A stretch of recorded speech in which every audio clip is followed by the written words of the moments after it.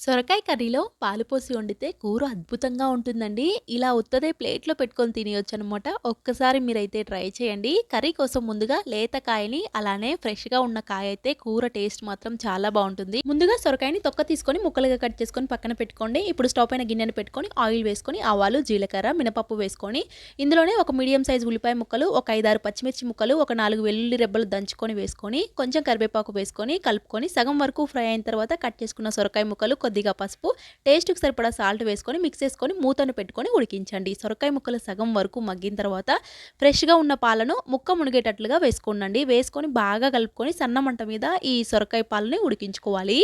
చాలా చాలా కమ్మగా ఉంటుంది. ఇందులోకి ఇంకా ఎండు కారం ఏమి ఎయమండి. ఓన్లీ పచ్చి కారంతో చేస్తాం కాబట్టి పచ్చిమిర్చిని కొంచెం ఎక్కువగా వేసుకోవాలి. కూర ఇంత దగ్గరగా వచ్చే వరకు సన్న మంట మీద ఉడికించుకొని ఫైనల్‌గా కొత్తిమీరను వేసుకొని సర్వ్ చేసుకోవడమే. చపాతీ, పుల్కా, రోటీ, అన్నంలోకి ఎందులోకైనా సూపర్‌గా ఉంటుంది.